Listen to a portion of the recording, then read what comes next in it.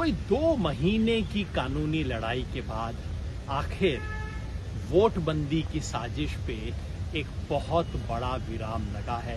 एक ऐतिहासिक आदेश आज मिला है सुप्रीम कोर्ट में, जहां सुप्रीम कोर्ट ने स्पष्ट शब्दों में अब कह दिया है कि आधार को आपको जैसे 11 दस्तावेज थे उसी तरह से 12वें दस्तावेज के रूप में स्वीकार करना पड़ेगा।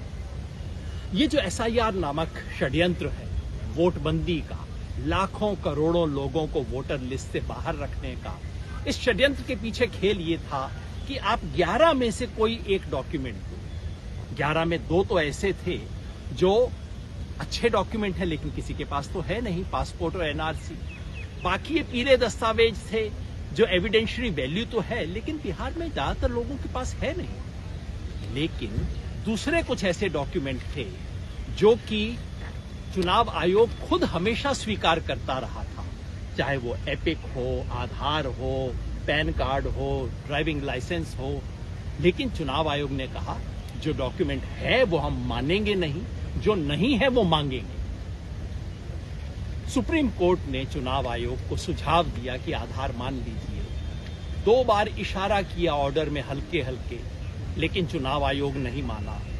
और जो लोग आधार स्वीकार कर रहे थे बीएलओ, उनको शो कॉज नोटिस दिया चुनाव आयोग ने। आज जब ये सारी बातें सुप्रीम कोर्ट के संज्ञान में आई तो कोर्ट ने स्पष्ट रूप से आदेश दिया है कि अब इशारे से काम नहीं चलेगा, आधार को 12वें दस्तावेज के रूप में स्वीकार करना होगा, इसको पब्लिक के सामने ले जाना होगा।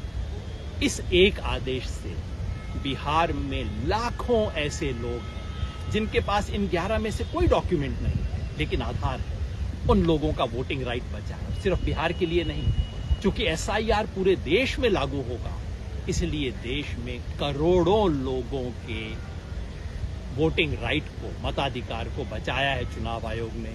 इस देश के संविधान की रक्षा करने की अंतिम जिम्मेवारी इस बिल्डिंग की है और आज सुप्रीम कोर्ट ने अपनी उस जिम्मेवारी का मान किया।